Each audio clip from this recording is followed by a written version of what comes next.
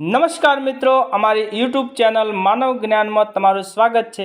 તો મિત્રો આજે વાત કરવાના છીએ કર્મના પ્રકાર કેટલા હોય છે। તો મિત્રો કર્મની ગતિ અટપટી છે, કારણ કે જીવન અટપટું છે। એક માણસ દુઃખી અને બીજો માણસ સુખી।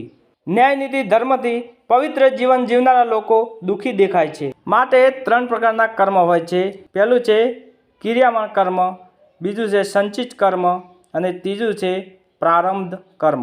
તો મિત્રો હવે આપણે જોઈએ કર્મ એટલે શું। સાદી સરળ ભાષામાં ટૂંકમાં કર્મની વ્યાખ્યા કરીએ તો કર્મ એટલે ક્રિયા। ખાવું, પીવું, નાહવું, ધોવું, વિચારવું, નોકરી કરવી, ધંધો કરવો વગેરે તમામ શારીરિક અને માનસિક ક્રિયાને કર્મ કહેવાય છે। તો મિત્રો હવે જોઈએ ક્રિયામાન કર્મ।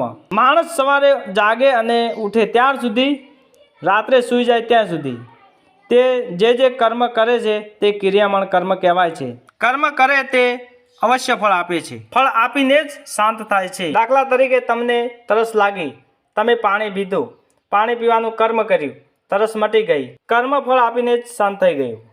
તમે ખાવાનું કર્મ કર્યું, ભૂખ મટી ગઈ, કર્મ ફળ આપીને શાંત થઈ ગયું। આવી રીતે તમામ ક્રિયામાન કર્મને ફળ અને તે ફળ ભોગવાવીને જ શાંત થાય છે। હવે મિત્રો જોઈએ સંચિત કર્મ। કેટલાક ક્રિયામાન કર્મ એવા હોય છે કે તે કર્મ કરતા સાથે તાત્કાલિક ફળ આપતા નથી। તેનું ફળ મળતા વાર લાગે છે, તે કર્મના ફળને પાકતા વાર લાગે છે, તે કાચા રહે છે, તે કર્મ ફળ આપે નહીં ત્યાં સુધી શિલકમાં જમા રહે છે, તેને સંચિત કર્મ કહેવાય છે। ક્રિયામાન કર્મ સંચિત કર્મમાં જમા પડી રહે છે અને ભવિષ્યમાં જે વખતે પાકે અને ફળ આપીને શાંત થાય એને એક સંચિત કર્મ કહેવાય છે।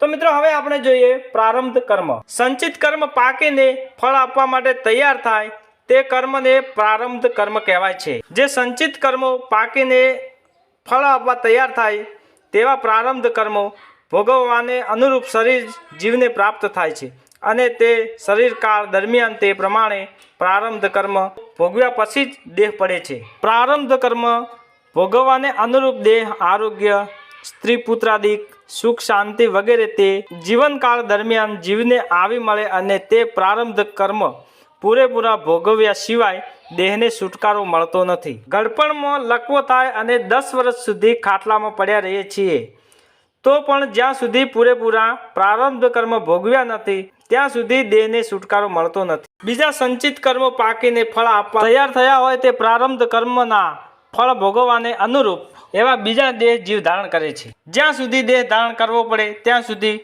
મોક્ષ થયો ગણાતો નથી અને અનેક યોનિઓમાં જીવ ભટક્યા જ કરે છે। નવા ક્રિયામાન કર્મો કરે છે, તેમાંથી અનેક સંચિત કર્મો જમા કરે છે, પાકીને ફળ આપવા તૈયાર થઈને પ્રારબ્ધ રૂપે જીવની સામે આવીને ઊભા જ રહે છે અને અનંત કાળ સુધી જીવનો મોક્ષ થવા દેતા નથી। એટલે સંસાર સાગર દુસ્તર ગણાયો છે। તો મિત્રો વિડીયો ગમ્યો હોય તો લાઈક, શેર ને કોમેન્ટ કરજો અને જોતા રહો અમારી યુટ્યુબ ચેનલ માનવ જ્ઞાન।